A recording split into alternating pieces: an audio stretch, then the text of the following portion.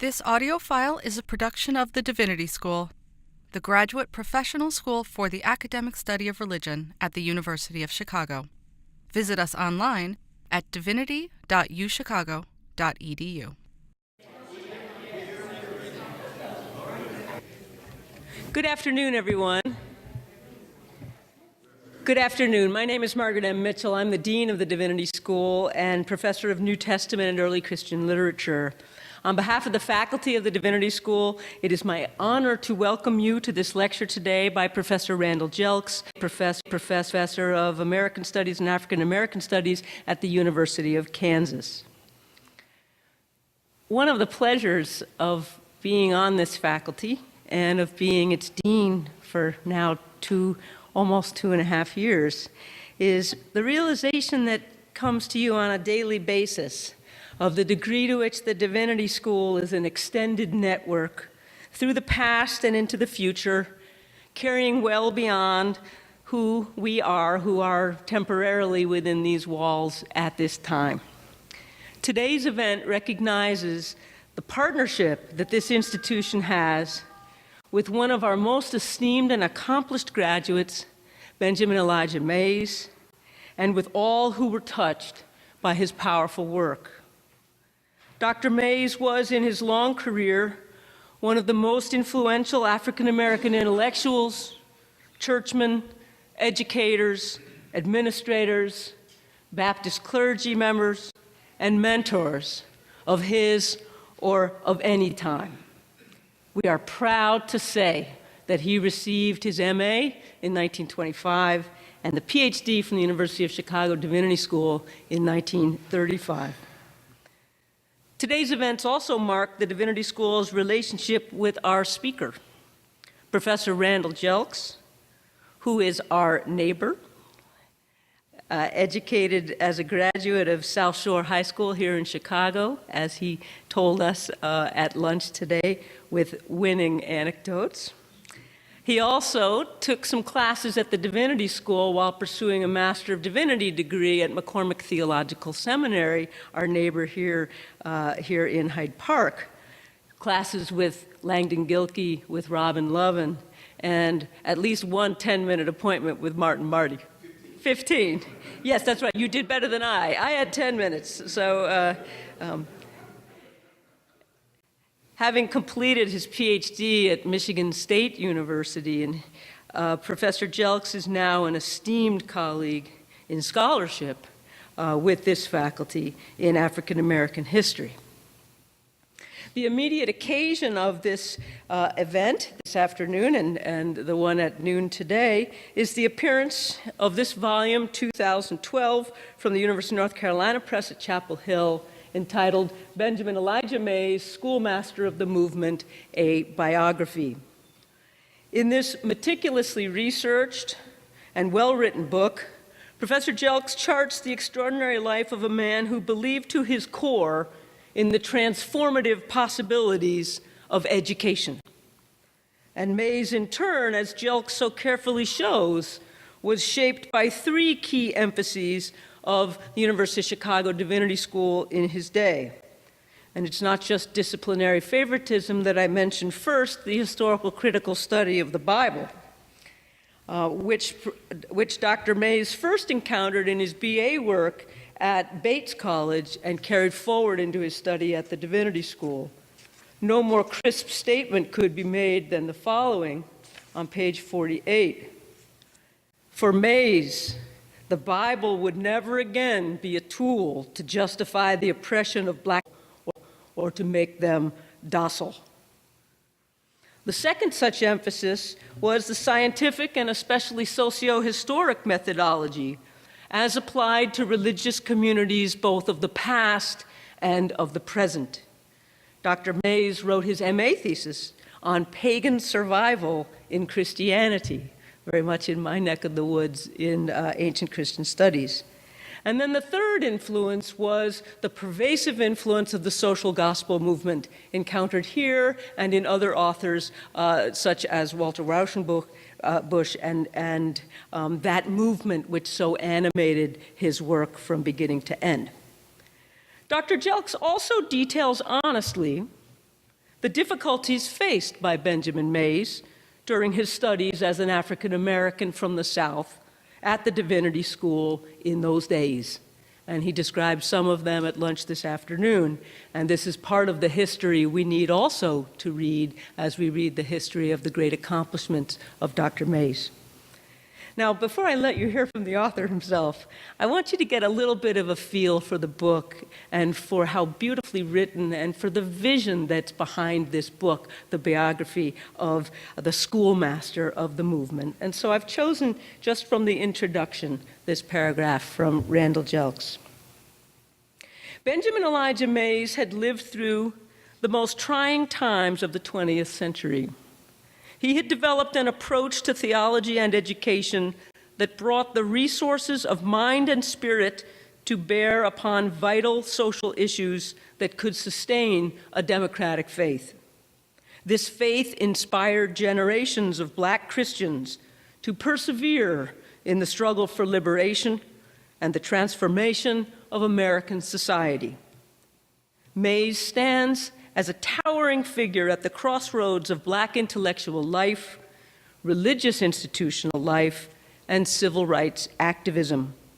Examining his life and ideas sheds a powerful light on the decades of systematic work that laid the foundation for the religiously based, theologically informed, and ethically guided movement for justice that reshaped the United States in the mid-20th century.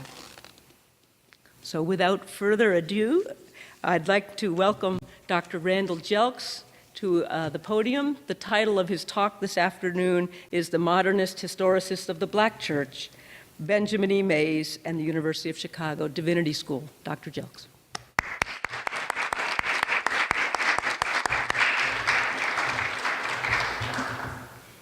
Dean Mitchell, will you go around with me, hang out with me, and give me introductions all the time? Because I would appreciate that. It sounds better. You know, if my children were here, man, they were like, you don't know my dad. I want to thank you all on a Wednesday for coming here to the Divinity School to hear me talk about something I spent a long time working on. And that is, I said earlier today, when you're going to write a book, choose somebody who was prolific for a very short period of time. And don't write about somebody who's at 88, who's still writing letters to the editor, still having dignitaries come over and trying to write.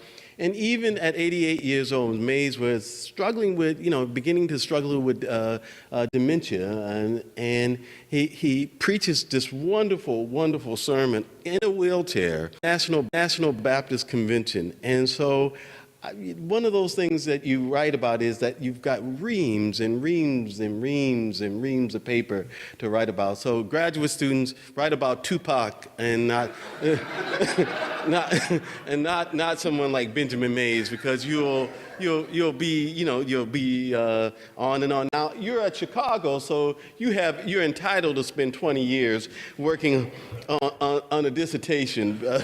So maybe that'll work. But for me, this is sort of full circle. So I come here today to you full circle, and I always have to say that as a kid from Louisiana, I came to, and I said this earlier and I'll repeat it, I came to Chicago in August of 1970, just before school was beginning to get started.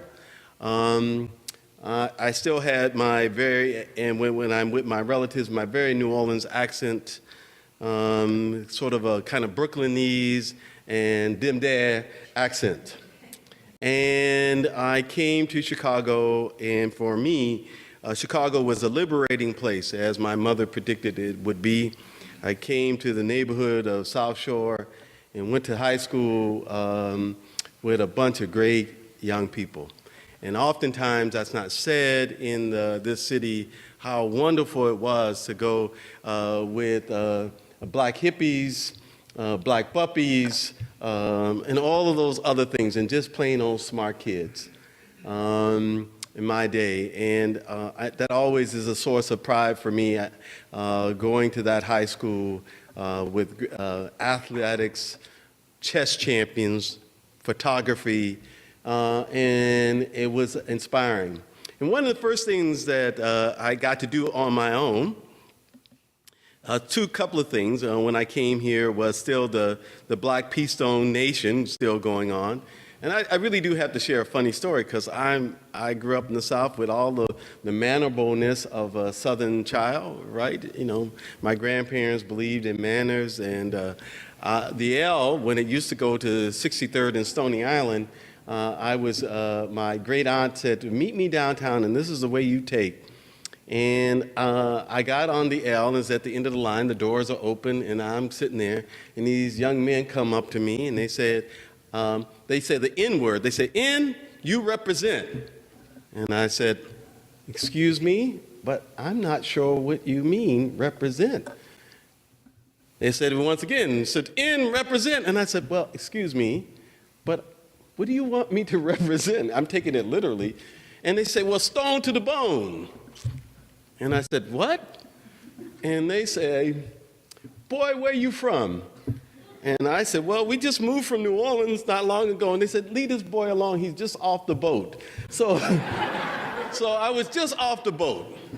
And when I came to Chicago, quickly on, I learned how to get on that boat and how to also avoid that L stop for a while. But all seriousness, it's my pleasure to represent to you the school where Benjamin Mays attended, a little bit about this book. And I want to talk about, Mays was keenly concerned always about history. So this is kind of way, and he was confounded by history, by the history of race, or being raced in the United States. And what I mean by that is, Mays was born in 1894. Now, you just do the math. If any of you all got a historical sense, 1896 is Plessy, but before Mays was born, when his oldest siblings were born, his parents were born, the United States Supreme Courts in the 1880s are cutting away at the civil rights protections of Black Americans. The U.S. Congress by 1880, of course, has the Chinese Exclusion Act. And so by the time Mays is born, this is kind of really a terrible time. And his very first memory is of a mob. Now, a mob attacking people and murdering people in his not so big a town called Phoenix, South Carolina. They're calling the famous Phoenix riot. In 1898, you have to put into a larger context. 1898 is the Spanish-American War. It is the height of, as all these good historians will know, 1898 is the Spanish-American War, and there is always this vast partitioning of the African continent going on. So when Du Bois talks about the color line, Mays is born into it in a local place in South Carolina, 1898, and his first memory is seeing as a 4-year-old his father being attacked for voting. So it is interesting to talk about this in an era when, not to bring politics into this, but this is the place of the social gospel, the GOP governors have persistent voter suppression. So Mays is born in the wholesale attack in the state of South Carolina to attack black people from voting, because black people in South Carolina in 1898 made up a majority of the state. 2 states made up majorities. Those were Mississippi and South Carolina. And that black majority, to keep them in line, to keep them suppressed, to keep them down, was to wholesale attack communities violently, bloody, and in South Carolina, as many of you know, Jane, and you know this, over and over again, those attacks went on, and other ways. And that's the first memory. But the other memory for him is that he grows up across South Carolina, as I have driven that state now too many times, he grows up in a little Baptist church. And there are churches scattered all over the countryside still, these little churches. And he grows up in Mount Zion Baptist Church, and this is the forming thing for him. So he's confounded by race, and he's confounded by being race, and he's confounded by all of this, but he has also found the embrace and love of his church. And his mother that I don't think he ever gives enough credit to in his own writings, is the one who literally takes the plow from his hands so that he can eventually go to school. I mean, she literally takes the plow and becomes the worker in the field father needed to take the plow. So Mays is complex histories, and he's complex, though, by the reinforcement that Protestant Christianity, especially in the South, gave support to racial segregation. So on the one hand, I have this loving church. I have these people who love me and tell me I am a child of God. On the other hand, I have another whole set of people who are having a whole philosophical and theological debate about my very existence and whether I fit into heaven or not, whether I have been cursed by Ham. So he is perplexed. And he is equally perplexed more by American Protestantism's oppositional posture in supporting free people, education, especially in the church. And this is very important to Mays because in the history of black higher education, there are two systems, right? There are the private schools, Fisk, Morehouse, Spelman, all of those are the privates.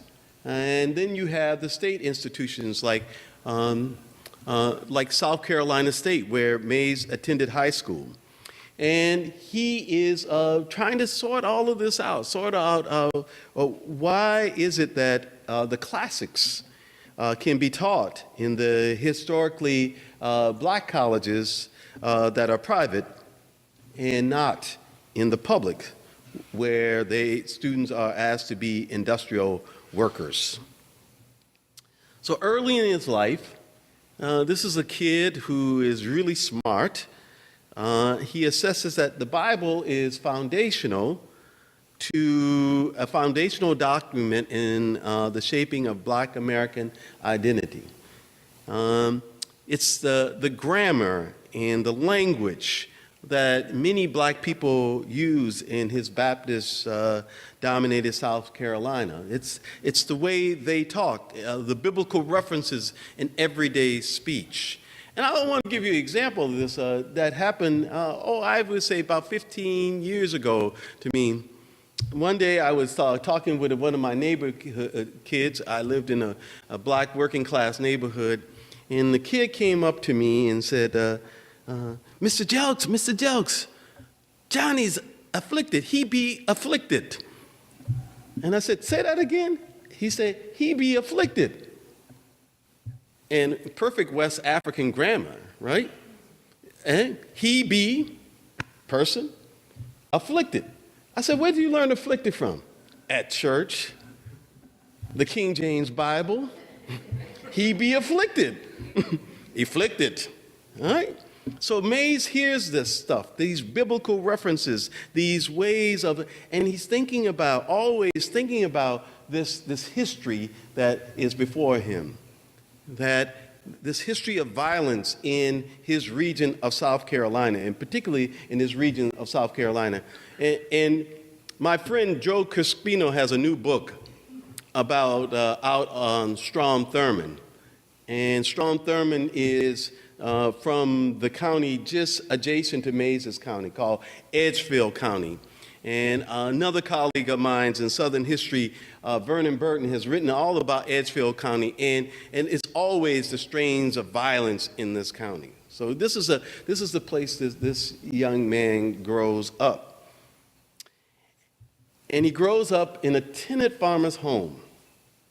Now, when I say a tenant farmer's home, I'm talking about what a tenant farmer is that you own your own livestock, your saddle, your hoe maybe, but you rent everything else. And your house is the walls are lined with newspapers, all right, to keep the wind from coming in. And he's the 8th child, and there are 2 rooms. Mom and Daddy live in that living room, and them 8 kids, they kind of live in the rafters on the side, and you walk a 1/6 of a mile to a spring to pump water. So every morning you have to go down to the spring to get water.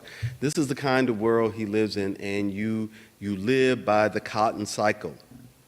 And so Mays, as he is thinking about history and thinking about it, as the dean pointed out, goes to Bates College. Finally, he ends up, because he simply wants to compete with white people. That's why he says it was wrong-headed of me, but I thought if I were able to compete with white people, I would be just fine. I would know that the stain of this segregation would be off me. And he competes well. Eventually he graduates Phi Beta Kappa, and he competes really well there.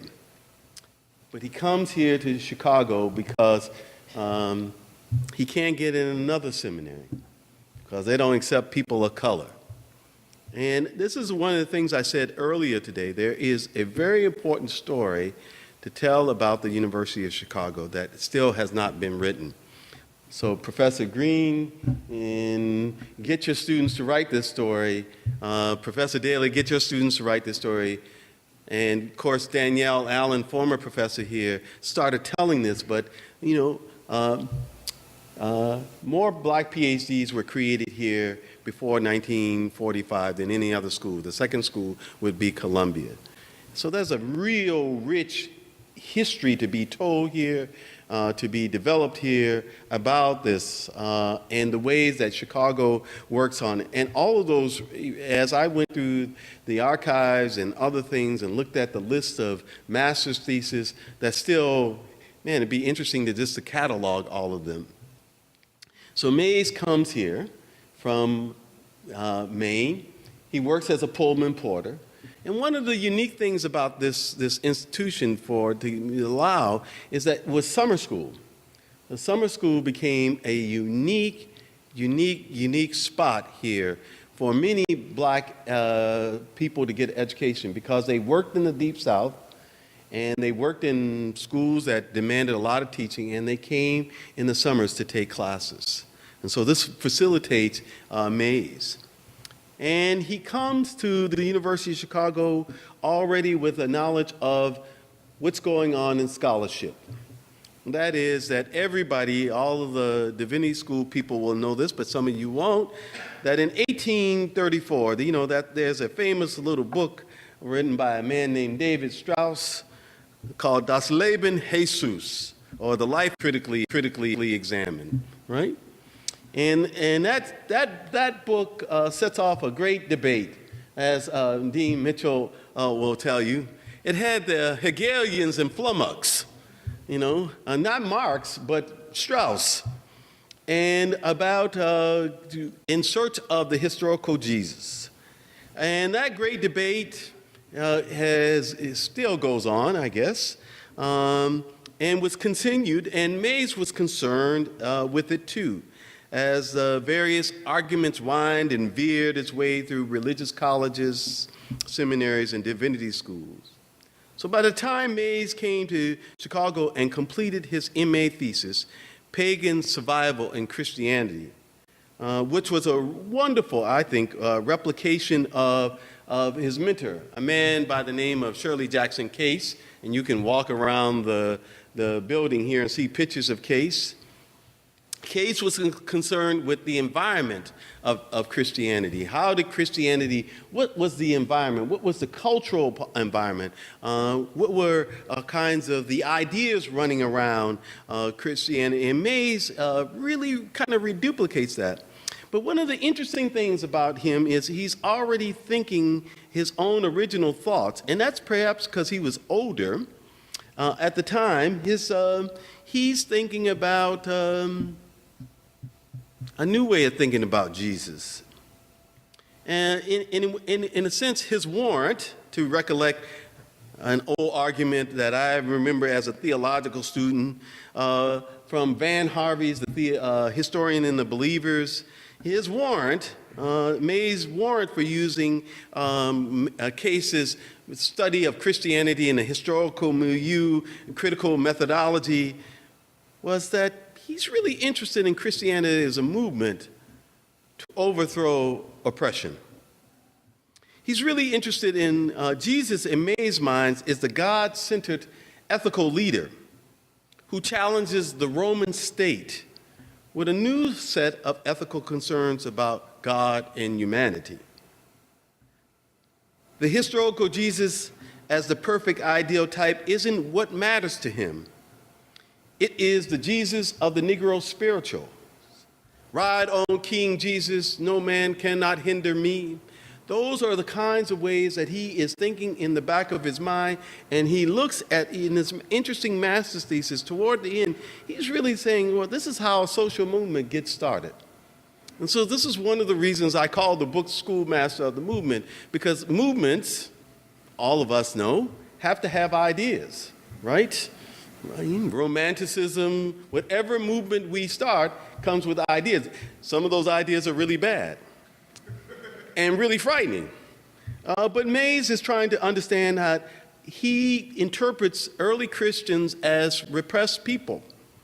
And so he's already reading into his own experience.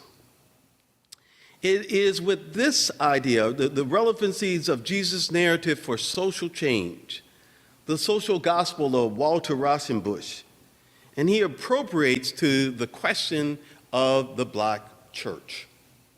Now, everybody should know there is no such thing as a black church, right? There are black churches, but there is no one black church.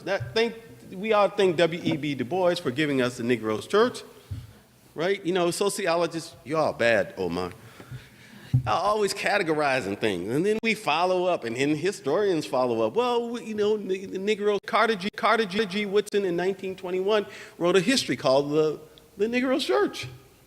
So we categorize all of these denominations in one lump.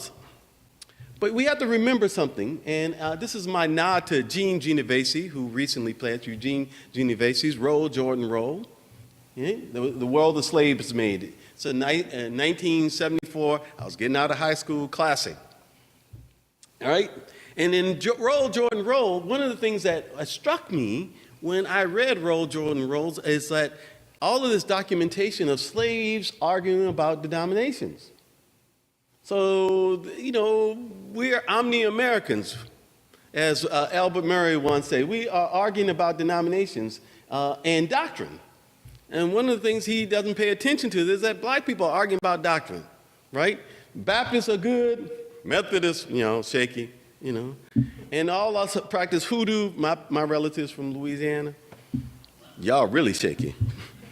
Right? So Mays is trying to get at this idea of a black church is just a fiction, right, Professor Evans? According to your book that I made my students endure? I'm signifying y'all against professors. Don't worry about that. That's okay. A wonderful book called The Burden of Black Religion, right? So all of those things are in Mays's mind, and he continues with that invention. And he continues in that invention in 1933 when he takes a snapshot of black churches, and it's a snapshot. It's a snapshot of black churches at the moment of the coming of the Great Depression. It's a snapshot of the black churches at the very instance. And what Mays begins to be more and more interested in is how will the black church survive? Remember, once again, we go back to this theme that came up earlier, this theme that pagan survival, change, Mays is always interested in history, the history of social change. And so he is trying to get his head around, where is the black church? What does it need to do? And one of the interesting lines from that great study of 1933, with he and Joseph Nicholson driving around in cars, trying to take surveys, mailing them out to urban leagues, this one, that one, of the black churches, is that he says that the black church has a genius. And its genius is that it is democratic, little d. That it is able to inhabit arguments and be a discursive space. And it just needs to have a fire under it so that it can mobilize people to do something good. Mays comes back to the Divinity School after 25. And I have to say a couple of little biographical things, because I think people don't know this. Mays was married early on, and his first wife died. And she died in childbirth. And he lost his wife, the child, and then his wife died 10 days later in South Carolina. And so in his interim between his stints at the Divinity School, this happens to him, but he continues to go to school. And he's continued to being determined to move ahead, to continue to try to see if we can think through the faith. He remarries another woman from Georgia, a town called Gray, Georgia, University of Chicago undergraduate, and the University of Chicago, what we would call today MSW, Sadie Gray Mays. And again, another one of these University of Chicago products. Couldn't do it in the South, but could come to Chicago even when Hyde Park was not as cool, or some people say it's not so cool. I don't know what y'all think about Hyde Park. It's boring sometimes, I know. It ain't the North Side, right? Right? So what he and Sadie come back to school, and he comes back to the university, and this time to study ideas about God. He wants to kind of, again, I'm going to use this word, historicize God talk. And how do we talk about God? How do we think about it? And he writes what I think is, by all measures, a dissertation that was before its time. And what I mean by before its time is that, frankly, there were no Divinity School faculty members who knew anything about black literature. This was not the era of Nathan Scott or the program on religion and literature that this university has made, and this Divinity School made so famous. And this is the era of white guys. But they're open enough to Mays. What I mean by white guys is they're white guys. I mean, they ain't, they're really great thinkers, but, they are nice Anglo-Saxon guys, right? There ain't even a woman here, right? But back in my day, when I came up to take classes here, there was Ann Carr, but there ain't no Ann Carr there, and there's certainly no Dean Mitchell, and there ain't no black people here, right? So Mays decides he's going to do a dissertation because he wants to speak once again to the time. He wants to write a dissertation about how black people have talked about God through literature, right? Popular literature, sermons, novels, and he's speaking to his time. He wants to speak to the writers of his generation, right? The Langston Hughes, the County Cullen, all of those people. He's trying to call together. And he eventually publishes this as a book called The Negro's God, as reflected through his literature. He's trying to capture God talk. And I said earlier, and I'll repeat this, black people have a lot of God talk. And what I mean by that is we tell our narratives through that. And that's very important that you understand that narrative. And Mays understands this. And I gave the illustration, and I'll give it to again. I was watching the BET Awards, which I'm famous for watching. Yeah, I like the BET Awards, you know. Yeah, yes, it may be minstrelsy, but I like it, all right? So I'm watching the BET Awards one night with my son and daughter, and we're making our commentary. This is before Twitter. Now I tweet my comments on the BET Award, and Cisco has won a BET Award, and you can go back and watch this. This is and he for the famous song called the Thong Song. Some of y'all, oh, that's right. I'm at the University of Chicago. People don't go to clubs here. That's right. It's just, they go to Regenstein all the time, but no clubs, right? Regenstein Library. But so he says, he wins the award. He says, I just want to thank my Lord and Savior, Jesus Christ, for the Thong Song. And I'm like, whoa. I'm like, okay, all right. Because, we feel sometimes, many of us, that there's a transcendent power that takes us through everything. I was kind of working at the ethics and of course, gender analysis needed to all be done there. I mean, but what's said is that black people talked about God everywhere. And that's not before Cisco. I mean, they're every corner, every church. I was telling Dean Mitchell, when I moved to Chicago, my mother would send me to the store on 71st and Jeffrey, and there was always an interesting encounter. On one corner was the Black Panther Party, talking about young brother, you need to learn about Mao. And then there was the Nation of Islam, back in the day before the final call, Muhammad Speaks. And then there was a Christian evangelist on another corner. We were talking about God. We was having serious discussions about whether God existed, what kind of social power there was, whether God was black, whether God was white, whether your soul was eternally damned.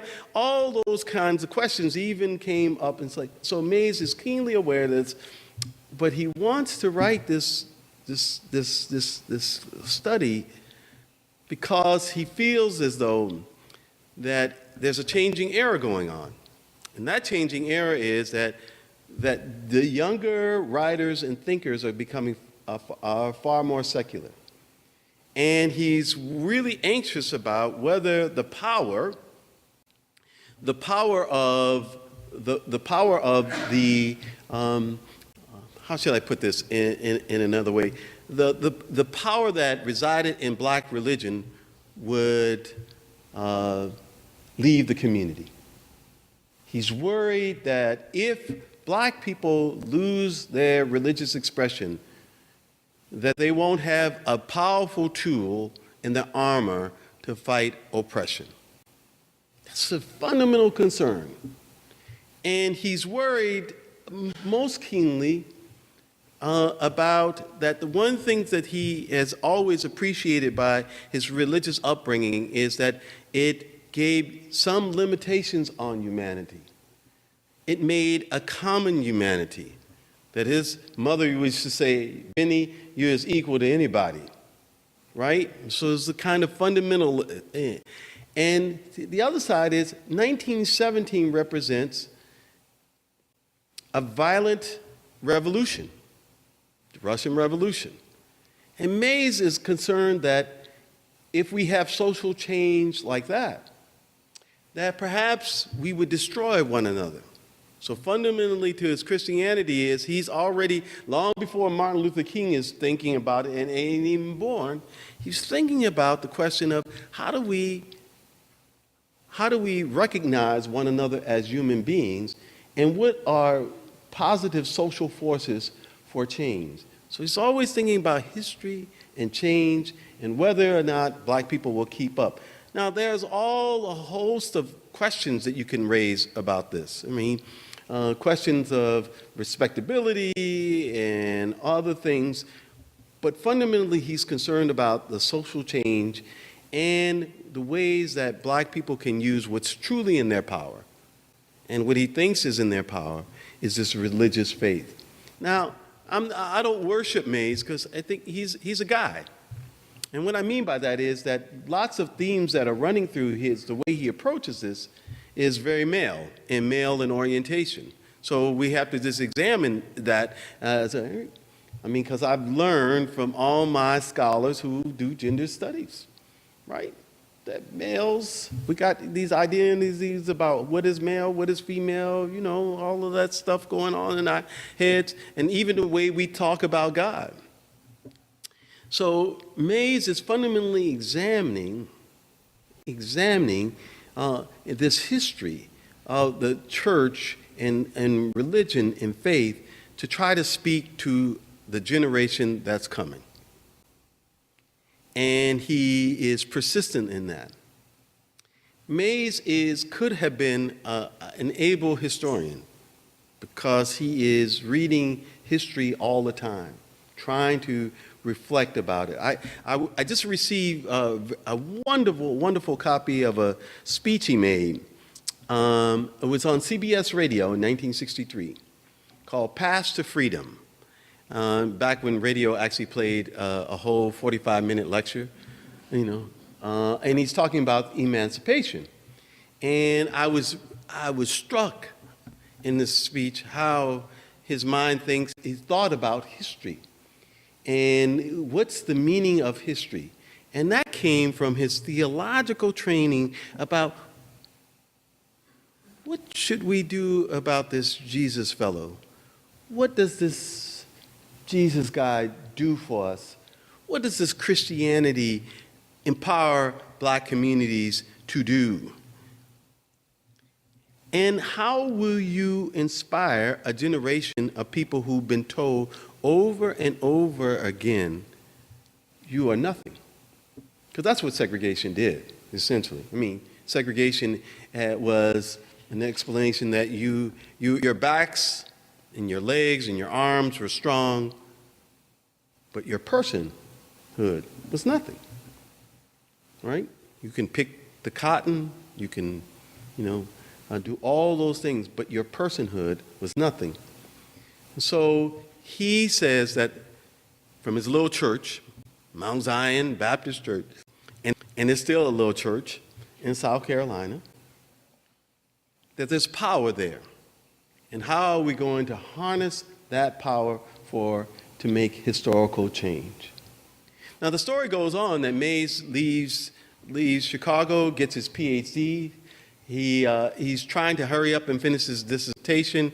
The only time the man ever collapses, he's trying to be the dean of Howard University School of Religion and write a dissertation at the same time, and finish up his dissertation and defend it. And I got to say, there's a wonderful letter exchange between he and the famous theologian Howard Thurman about his defense at Chicago. Now, Mays has got, his manner was always humble, but the bro had an ego. He said to Howard, Howard, I defended my dissertation with honors. And if I hadn't defended it that way, I wouldn't have wanted the dissertation. I wouldn't have wanted to accept it.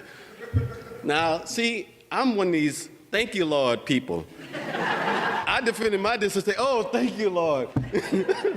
I had none of this ego about this. Oh, they accepted it. Oh, please say amen. Let's move on. But Mays is, again, he has this deep pride. And he begins to connect early on the ways that education empowers people. So before we think about Paulo Freire, Pedagogy of the Oppressed, and those books that came out of Latin America, Mays is thinking about ways that power can create social change, create a historical moment. And he lives it. He actually lives it. When he becomes the dean of Howard School of Religion, he goes to India. He meets Gandhi, interviews Gandhi for 90 minutes, and then he goes and writes about it. Now, we often at these institutions um, give knowledge credit when it's in books and when it's by a certain kind of publishers. But Mays wrote in black newspapers. He wrote discussions about everything that he did in black newspapers. So he begins to write this discussion about his travels around the world in a paper called the Norfolk Journal and Guide. And he discusses what he thinks that ordinary black folk can know what he's talking about. That he can translate to them this great historical moment. He goes to Germany and to Hitler's time, and he writes to, and back in the guide, he writes to black folks, say, well, you know, this guy Hitler is a little bit demented. And he's very much giving a public theology and a public analysis of race and culture in those papers. The Baltimore Afro-American, the Norfolk Journal and Guide, and then for nearly from 1944 to 1967, a weekly column in the Pittsburgh Courier, a weekly column. When I got to high school, I was reading Mays because he wrote in the Defender, right? He's trying to carve out spaces for black people to think historically and think about themselves and to think sociologically. One of the things that I was amazed about, Mays wrote this piece in 1950, and he was trying to predict what would 2000 look like. And he said very matter of factly, black people will have elected people to office, but we will still be behind. So he says, housing patterns, segregation will be done with, but the aftermath of that will still be there. So always thinking about history. So what I came to the conclusion was that one could come to study theology and be thinking about lots of other different kinds of questions. What fuels you? What motivates you? Even when I came to study theology, I came to McCormick to study theology because I was trying to figure out some kind of social change. I was in that tradition. And I was trying to figure out, could religion, could faith, could Christianity be helpful? All of those 1970s questions that were still 60s questions still lingering. I remember they didn't teach black theology over here, so I had to go to the Jesuits to take liberation theology. I took a course on Augustine, that North African guy who caused us all the trouble we're in, right? He had too much a good time in Rome. And then he said it was so good that it had to be bad, So, man, y'all have no joke. I'm going to have to practice my humor with y'all, right? So, in this course, Mays is taking the theology that he's learned here, using it as a tool of analysis. And this brings us to the question of knowledge. Knowledge comes in all shapes and forms. We should take black folks' religion very seriously. You may not agree with it, you may not believe it, but we should take it seriously. In the historic profession, I'm always perplexed that people are not paying attention to the sources that people publish in. If they publish this in the old AME review, if they talk about the questions of labor from the perspective of what is God-given, all of those kinds of questions are essential to a study of black Americans and black American life. Even with the new change in Protestantism that the AP reported and was on NPR the other day, our concern is still black Protestants. Will be the theologians, black and brown Protestants. Pentecostalism is a worldwide phenomenon. Think about that. Those people from, that guy from my home state, William Seymour, St. Mary's Parish, You know, whether he led the revival or didn't lead the revival or whatever he did with that revival, people got the revival at Azusa Street in 1906, and Pentecostalism has been going on ever since. Church of God in Christ, Kojic, big denomination. So we have to study it. I preached at Riverside Church this summer. You know, I was trying to get that Mays groove on. I went to Riverside this summer, and I preached at Riverside, and what I was struck by, Riverside's church of black and brown now. It's not the kind of old WASP bastion of liberalism anymore. It's not none of those things. So we have to then study these changes and take them seriously. And of course, black people are not a monolith. We have black Catholics, black Protestants of all stripes. We are not a monolith. So and we have black non-Christians, we have Muslims, Buddhists, and in Chicago, a little studied tradition is Baha'is, right? Black Baha'is in this city. All of these people are having a certain kind of ethical conversation about their relationship to the world and the society around them through the viewpoints of religion and religious faith. And that religious faith, Mays understood, had a history. And it would continue to have a history. And we should pay attention to it, listen to it, don't leave it. And this is one of the things that he got here in these hollow halls. And he got here in these hollow halls a sharp, he brought it, but even sharper intellect for understanding and undermining arguments. The last thing I want to leave you with is that Mays was so concerned about history that one of his great speeches was given up north, that's not far here, on the campus of Northwestern University in 1955. The World Council of Churches met at Northwestern. And Mays is debating apartheid, in the Bible and apartheid.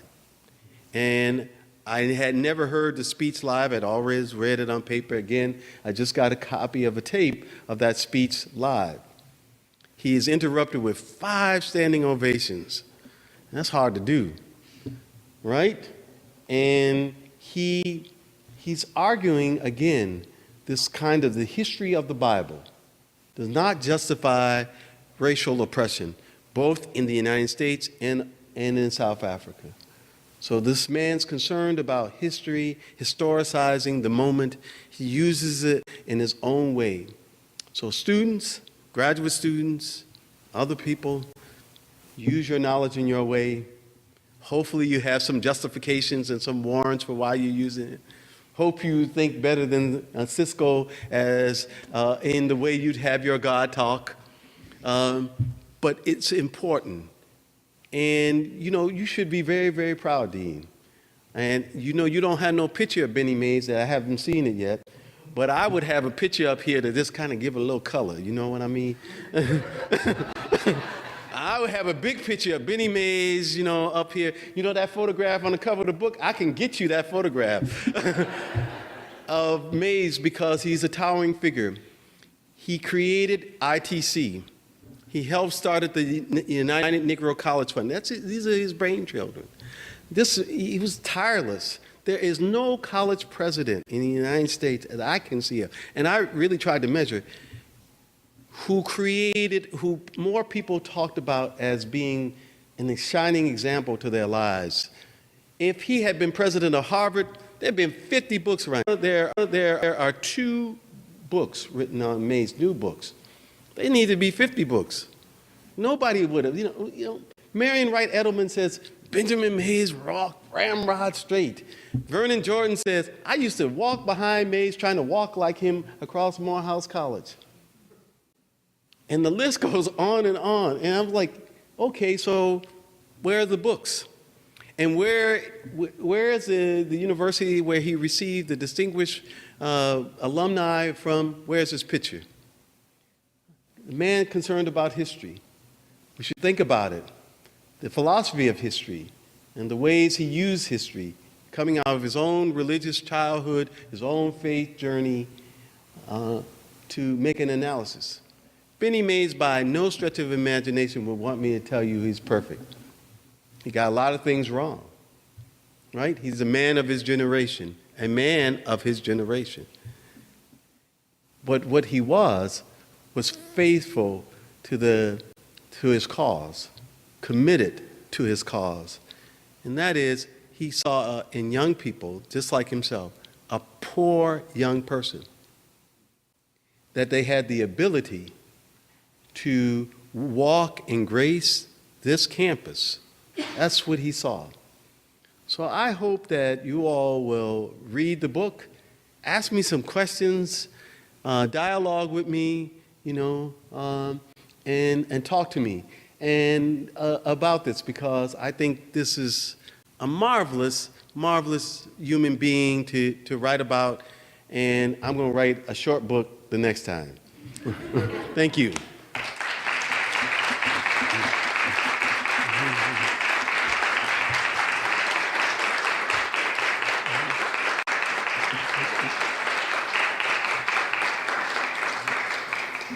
So, any questions that you might have? Yes. I have a question regarding source. A source? Source? Yes. Not like the Source Award or the Source Magazine. No. Oh, all right. You mentioned that Benjamin Mays had a conversation with Howard Thurman. Oh, I should say that Mays taught Howard Thurman. Mays was not that much older than Thurman. He had to leave the University of Chicago because he was married and needed to make some money. And John Hope, the president of Morehouse College, would travel all the universities to find talented young people. And in those days in the college, you just needed a BA. And Mays had considered, and he went back to Atlanta to teach at Morehouse for 4 years. And one of the students he met was a student that he became friends with, was Howard Thurman. And he encouraged Thurman to take up philosophy, and he taught Thurman.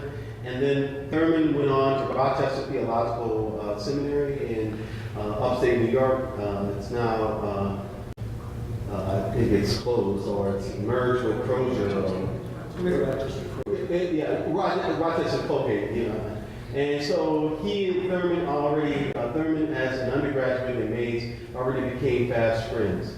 So they were friends. And Thurman and Mays went to teach at Howard University because of another proponent of the social gospel, a man by the name of Mordecai Johnson, and who was the first black president of Howard University. And he was a Baptist clergy also. And then what I argue in the book is that we have to study churchmen. That's an old term that Bruce Kuplick and some other scholars came along with. They're still existing in the black community, all the way to Rufus Clement, who was the president of Atlanta University, who was an AME minister, educated black clergy men at that time still ran institutions of higher education. And so Thurman and Mays are friends. They exchanged letters and wrote to each other when Thurman left to go to California and then to Boston and so forth.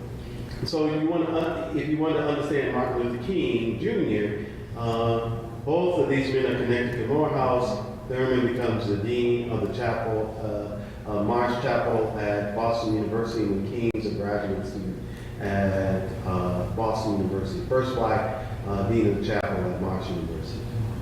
So those are the relationships, yes. Yes, in the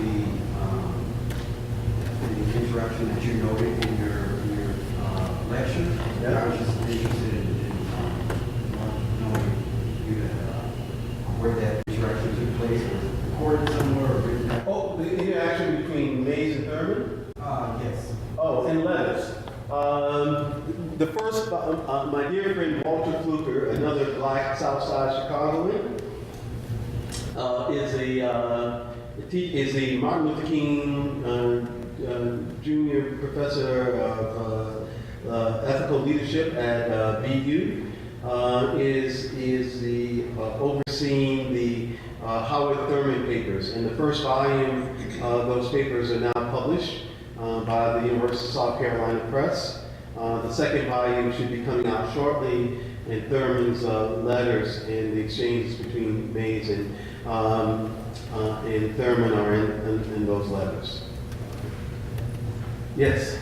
One of the things that historians know when they talk about the civil rights movement is what propelled Martin Luther King Jr. and the rest of the movement to be as influential or as effective as it was in 1955. How do you position Mays in relation to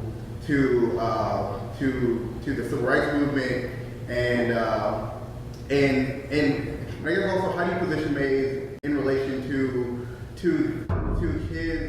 his peers, other clergy, other prominent African American leaders who were opposed to the methods of Martin Luther King Jr. And like the younger leaders of the civil rights movement? You follow? Well, yeah, I follow. I mean, first of all, what I try to construct in this book is that Mays is trying to carve out a strategy for Black church mobilization. And that is, he thinks that ordinary Black clergy people are grassroots leaders. Now, some people will argue that they're elite leaders, and he's arguing that no, they're not, and that they need education to be mobilized. So he thinks that Black clergy need to be educated so that they can mobilize their bases in each of their towns. Black people depend on these clergy. These are the people who preach the funerals. So he's that's his strategy is to figure out ways of moving Black clergy to empower their people at grassroots level. That strategy is a long time in coming in shape. Mays also, his other strategy is that Mays, the Board of Trustees had to cut his speaking engagements down. He could only do 30 a year, as opposed to the 60 to 70 he was doing a year. Now mind you, this is before airplane. So he is riding the train out all the time, going to Black colleges and Black churches speaking, trying to mobilize people to inspire. And why he's trying to inspire a generation of the sort of the tiny Black elite is he feels that inspiration is to help them overcome and to get engaged. So his ways of mobilizing people is to go out and try to educate Black clergy, to talk to college students. His mission is really to college students, to get them engaged, to say there's more than a new car, there's more than having a nice house. Even back then, Black consumerism was an issue. He's trying to get them mobilized, and students are writing him letters. Mays was also a part of before he went back to the academic movement, he was part of the YMCA movement. And that's a very, very important movement for Black people. One, it gets the international exposure.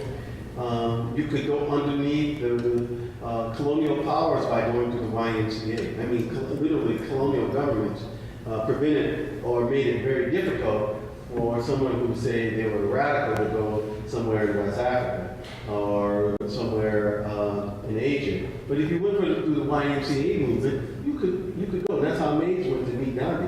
He was at the International YMCA conclave. And so he has the power to go and meet people. So he's trying to mobilize that way. And through a speaking engagement. King, I think we have to kind of, King's biographers, right, and this is a problem, writes as though he's fully grown adult. Now, I don't know about y'all, I remember being 26. I thought I knew a lot. I really did. I thought I was, hot stuff. I graduated from McCormick, and I was like, Dan, you remember me. I always thought I was hot stuff. I still am, but right? But at 26, you really don't know anything.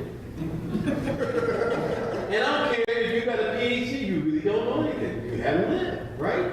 I mean, so it's the experience of living. So young King is imitating Benjamin Mays. And he's putting in his own words, or he's using Benjamin Mays' words, because Mrs. Mays often complained about it. Benny, why doesn't he give you credit? And you know, it's a preacher, huh? King had a problem with giving credit, No, he's a preacher. No, I know credit. No, he's a preacher.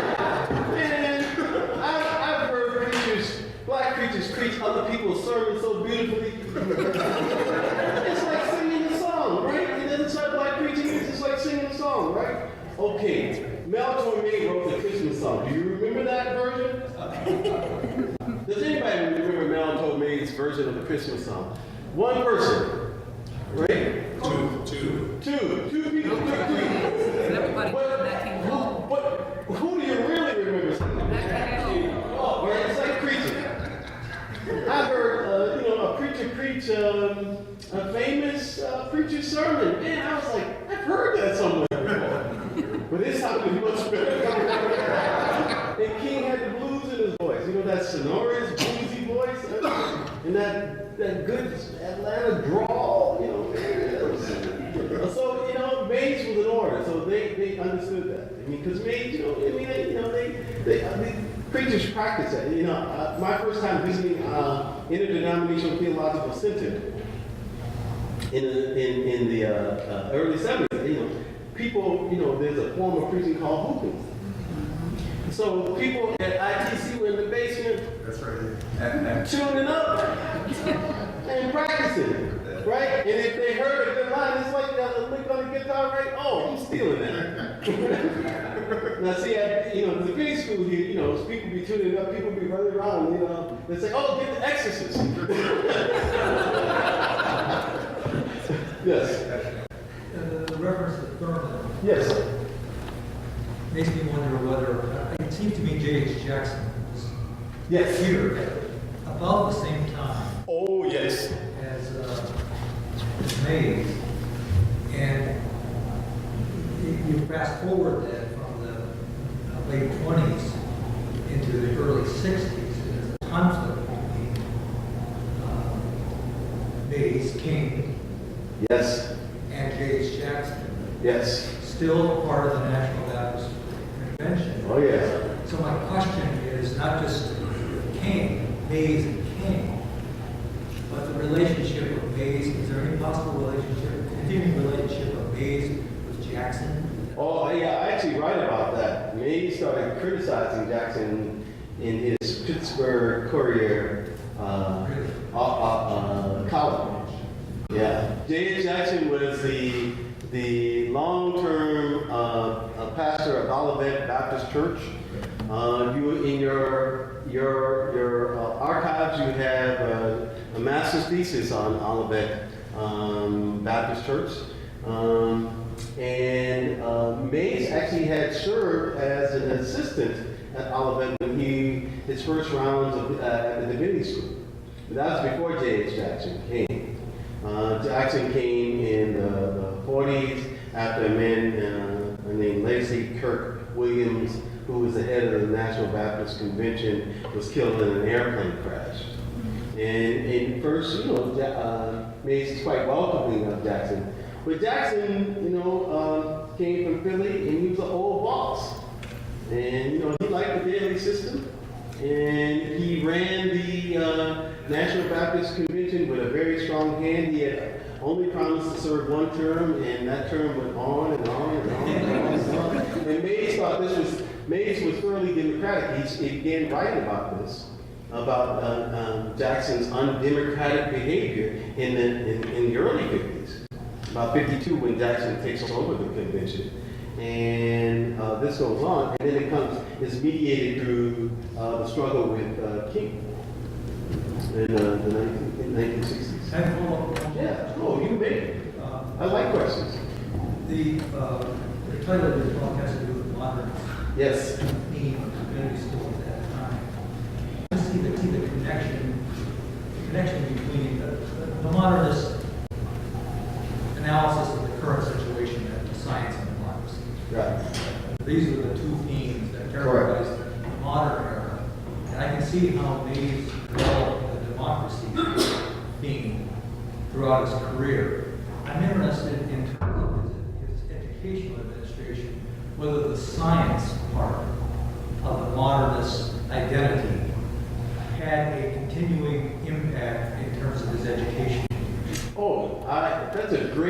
person, how he regards science. One, he's always talking about science. Two, that he said in his speech at Northwestern, well, science has caught up with religion, and that is that we are all the same humanity.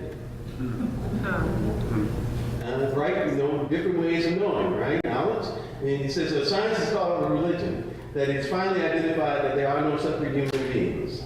You know, and that's essentially what my mama taught me, as she made me come to the bed and pray every night with her. Right? That science has caught up with religion, right? Secondly, Mays was followed Chicago's lead. He cut out football at Morehouse for a while. Right? He said to the students, I'd rather have a chemistry building than a football team. Right? To create scientists and people who explore those kinds of ways, the life of the mind through what we call, I guess, the natural sciences. I don't know what we call them, hard scientists. You know, I mean, I keep thinking, y'all still scientists and sociology? We think so. Oh, you think? Political scientists think so too, you know. Crunching numbers, but no, Mays really believed that. Now, Morehouse has football, by the way, and they, Morehouse and Howard University play in the Bougie Bowl, that's what I call it. They're playing each other in the Bougie Bowl each year, but who can outdress each other at the game? But no, Mays was keenly interested, and then he built that school that it would be, as he would say, a supra community. Scholars above race, above class, that we could come to this place and study together. So that's a great question. Yes, Kurt? I wanted to ask a question about the sort of the formative influence. I mean, you make a lot of his Baptist faith, in particular, we talk about in the book, the emphasis on local autonomy, democracy, and so on. And I was just curious, I'm wondering if it's so much his own Baptist tradition, or is it something about the experience some of these African American leaders have in a northern context? I mean, King and Boston University, which is still at that time, I understood that he's had kind of strong Methodist flavor. Some of the scholars were actually taught him were actually practicing Methodist. So I was wondering, in other words, it's so much the Baptist here, after all, you just pointed out with Jackson and a number of others, it could be quite autocratic in terms of their practice of the faith and so on. But is there something distinctive about Mays' experience with regard to his Baptist faith, or perhaps more emphasis needs to be placed on something about these experiences that they have more than the first time? Well, I would argue, Curtis, that the northern schools that he attends are Baptist. Right? Chicago is a little Baptist school. Everybody forgets that. At one time it was the Baptist school, right? The University of Chicago was the Baptist school that William Rainey Harper talked to that other Baptist who had a lot of money, you know, named Rockefeller. To start this university. Bates College was Baptist. Virginia Union was Baptist. So the kind of tradition of Baptists, and even though James Jackson was autocratic on how he ran the small presidency and pointed out, he couldn't tell another Baptist what to do. So J.H. couldn't tell C.L. Franklin in Detroit, right? He couldn't tell C.L. what to do. That was C.L.'s fiefdom right there in Detroit. So I think when Mays says there's a genius about this democracy within the Black community, he is really thinking about that Baptist experience, and so that's why I argue that. That's a fundamental core. Whereas Methodism is it's an Episcopal system, and this is where the rub. I mean, Michael Gomez in Exchanging Our Country Marks tries to get at this, right? I mean, there are different ways that people accommodate religious faith. He argues that it's particularly the non-hierarchical African people, such as Igbo, Ibio, who when they're enslaved, find the Baptist tradition welcoming because it's much more like the communitarian council system that they come from. Now, one can debate that, but at least what I think for me, and I think for many South Carolinians, is that freedom. They claim freedom within that system, and that's all I'm arguing. That's why I think we should take these denominational trajectories seriously enough as intellectual formative traditions. Yeah. Thank you so much for your presentation. Could you talk about some other intellectual influences on you? You mentioned Strauss's book, both black and white, and others that maybe from here in Chicago or based or. Well, I mean, first of all, Mays is trying to prove himself within the pre-existing system. So he has to prove he knows everything about everybody else. So in my day, I might not have to prove that, but to be accepted, he had to prove. And one of the things that I have another colleague who's written a book about Mays too this year, Jack Roper, called The Magnificent Mays. And we kind of approach these things different. But he looks at Mays studying classics. Mays studied classical Greek, and he's encountering Aristotle's dialectic ethics, and that's what he shaped him. So he's being shaped by all kinds of things, and he's being shaped by the Baptist preachers that he still likes to hear preach. And so the stuff he's reading Du Bois, he's reading Carter Woodson, and he's reading all that's contemporary of his time. If you go to Howard University Divinity School, they have his library, and it's quite a collection. And it's quite the collection. He's still reading ancient stuff. He's still reading classical stuff, in the same way. So long before the scholar Orlando Patterson, he's still thinking about Greek and Roman civilization. Yeah, so I mean, there's a popular stereotype that was fashioned a lot that the black churches, the Baptist part of black churches, are totally, without rational thinking, but here you've proven that there's this popular tradition that really education was a large part. It's a Southern Baptist, small s. Right. And so I think that's a great contribution. Thank you. Young African Americans. But what do you think that sort of perception of black Baptists, which is still the largest, maybe for Pentecostal people, but Baptists is huge, this perception of black Baptist churches that don't see these mazes. King is a great hooper, but some would argue he's the greatest American theologian that we've produced.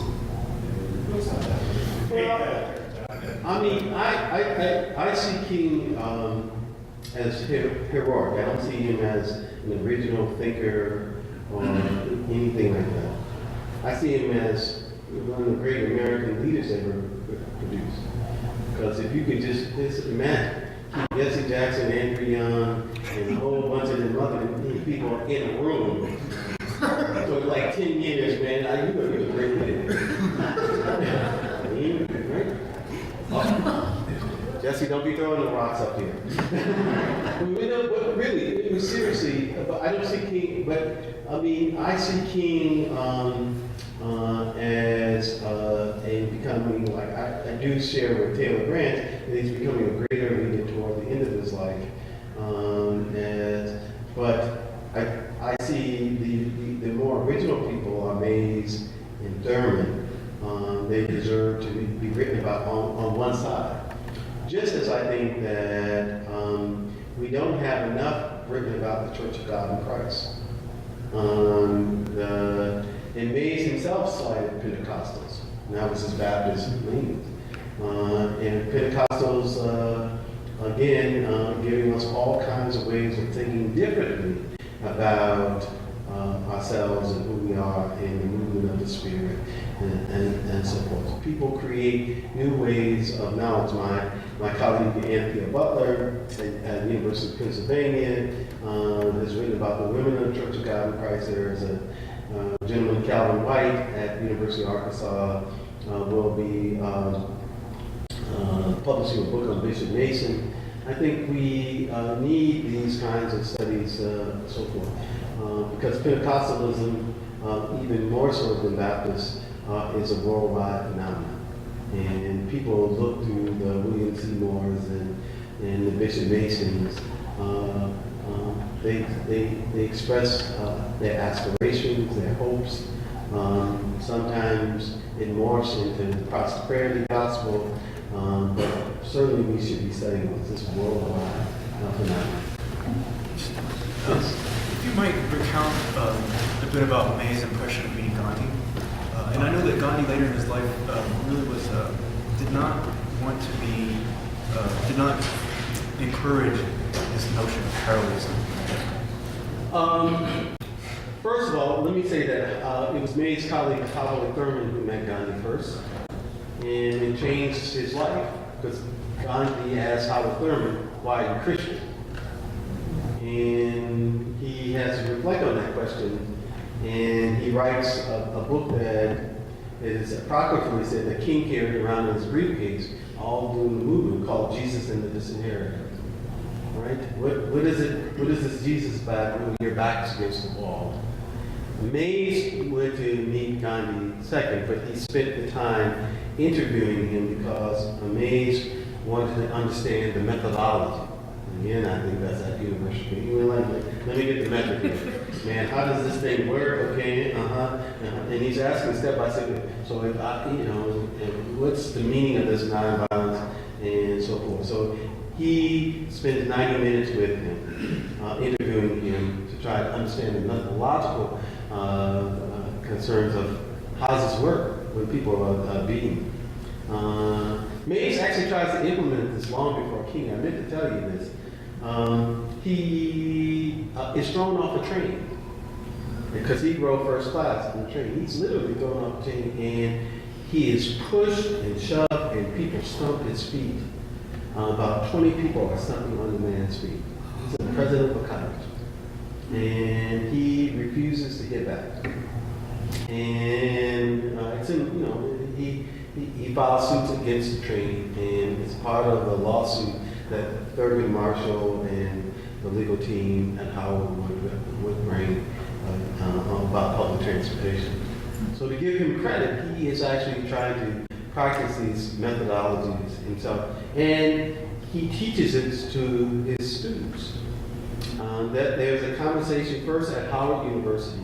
Howard University School of Religion, as it was called, is the center of the discussion about Gandhi. And the discussion about Gandhi is a very important one, not just to Mays, but a whole circle of black people, about can we use these methods. The boycotts, don't buy where you can't work. All those come out of DC, and all those come out of those kinds of discussions. In those discussions, we include people like Pauli Murray and other great civil rights activists. I'd like to offer a welcome, at least unofficially, on behalf of the Chicago Jayhawks. Good to see you in town. You mean the Kansas Jayhawks? Kansas Jayhawks. You welcome, and welcome Dorothy and Toto too, man. Yeah, right. Question about the lack of scholarship around Dr. Mays' life. You mentioned that you would have expected more books than what we have seen. Why do you think we haven't seen as many? And then, are there other persons who might merit more scholarship that you can think of that have not received? Yes, another South Carolinian, Mary McLeod Bethune. Mays thought she was one of the greatest leaders ever. And he suggested that more ministers should be like Mary McLeod Bethune. More leaders, black leaders in the community. There are lots of people.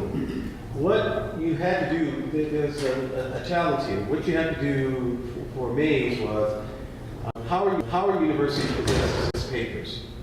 They are organized, but they're not cataloged. And that means that you got to go through a lot of sitting there going, no, I'm not going to speak, no. And then, a good look. But the secretary had made them in chronological order. So you're going by year, by year, by year, by year, by year.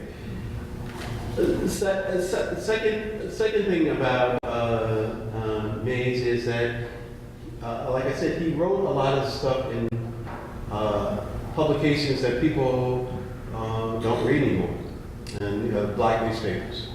And he wrote in church periodicals. So if you don't think that's important sources of knowledge, you don't read it. And historians are like everybody else. They, where are the sources easier to get to? And so that meant that he spent an awful lot of time reading, going through, at that time, microfilm, reading. I wear contacts and I got big glasses, and that's what you do. And that took a lot of times. I'm so thankful for ProQuest now that it's digitized much of this stuff, but it was a lot of that stuff to kind of. Well, I see the dean said one more question of the undergraduate. One more question. She's an undergraduate religious studies person. All right, yes. My question to you is, what you said that you spent a long time how this was putting everything together. You talked about how Mays had reasons for why he wrote his dissertation and what he was trying to do. So what was the reason why you wrote this book? What were you trying to say or do with this book? Good question. Thanks. I don't know. Get it out of my system. One, it's because, strangely, I followed his path. I went to seminary, and my first year of seminary, I ended up I was telling the dean, in Romania. My second quarter of seminary, I ended up in Romania studying the Orthodox Church under Ceausescu. By a professor who dragged me off and said, "Yeah, you want to go to Eastern Europe?" And I said, "Yeah, man, you paid for it." He said, "Well, yeah, I got some money, come on." And so I went to the Middle East. And then when I graduated from McCormick, I was a delegate to the World Council of Churches in 1983. I was a youth delegate then, as they call me, a young person's delegate. And all these leaders said, Benny Mays is getting older. Everybody should know, because he was already known, he was internationally known. Before 1954, he was already internationally known. So I guess I owed him a debt. In many ways, I applied for FTE, the Fund for Theological Education Scholarship, named Benjamin Mays. So I guess I owed him a debt in the sense I didn't think I'd be writing on him, but when I went off to study with Darlene Hine at Michigan State, I wrote for a Forward Foundation fellowship, and I said I was going to write about black religious intellectuals, and I didn't get the fellowship, but I got nice notes back, and they said, well, maybe you should consider writing about one black religious intellectual. And so that said, okay, well, I'll put that in a hat. In 94, 93, Bates College was honoring Mays again to work on this paper on his academic formation. And so that began the journey. Thank you very much for staying.